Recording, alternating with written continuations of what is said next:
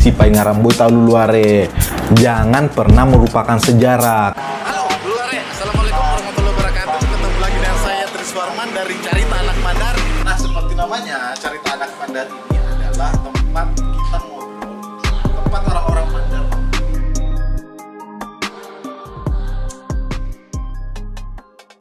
Ternyata bukan cuma itu warisan nenek moyang kita di Sulbar terkait gempa dan tsunami. Ada sebuah istilah yang dikenal oleh nenek moyang kita sebagai warning bila tsunami datang. Namanya itu apa? Lembong Talu.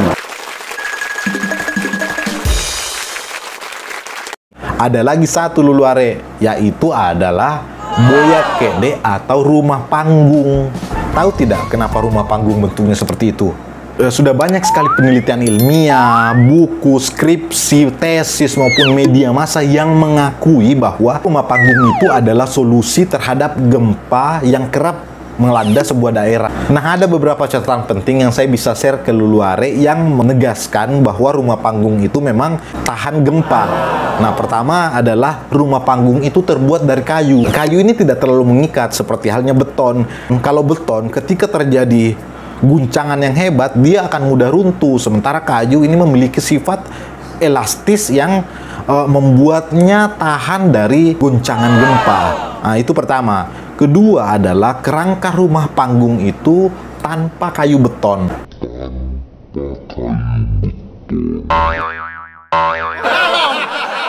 Nah, coba perhatikan Luluare, kalau ada orang yang lagi bangun rumah panggung, tapi ini kalau masih ada rumah panggung di sekitar rumahmu ya, rumah batu semua bisa lihat di Sulbar.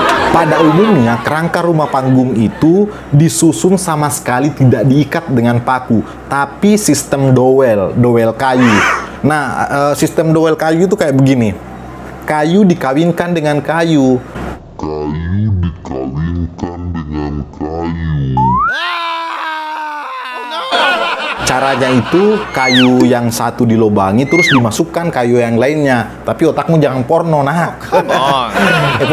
Fokus ini bercerita kayu. Nah, makanya ketika proses pembangunan itu biasanya kayu itu untuk dikawinkan itu dipukul rame-rame biasanya. Nah, kalaupun kayunya pendek atau baloknya pendek, itu biasanya disambung lagi, tapi dia membuat sejenis paku dari kayu juga.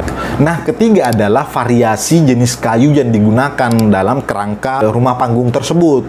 Nah, salah satunya itu dia menggunakan kayu kelapa atau sering disebut di kampung itu arurung. Ini sudah banyak sekali penelitian yang mengatakan bahwa arurung atau kayu kelapa itu memiliki tingkat elastisitas yang cukup kuat, sehingga itu secara tidak langsung juga memperkuat atau membuat konstruksi bangunan semakin elastis ketika menghadapi sebuah guncangan.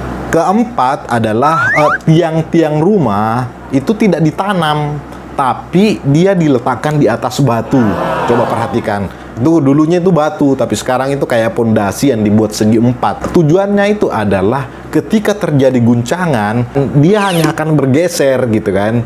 Nah, beda cerita kalau itu ditanam. Ketika dia terjadi guncangan, itu akan mempengaruhi semua konstruksi bangunan sehingga ya akan mudah roboh begitu. Kelima, yang terakhir adalah rumah panggung itu memiliki kolong rumah. Nah, menurut para ahli konstruksi, kolong rumah itu berfungsi untuk melepaskan energi guncangan. Jadi ketika ada guncangan gempa, energinya akan melewati kolong rumah sehingga tidak terlalu berpengaruh pada konstruksi bangunan. Beda dengan rumah batu atau rumah beton. Ketika terjadi guncangan, dia akan langsung mempengaruhi seluruh bangunan rumah. Dan ya, nah lihatlah yang terjadi di Sulbar. Kebanyakan yang hancur itu adalah rumah-rumah dari beton.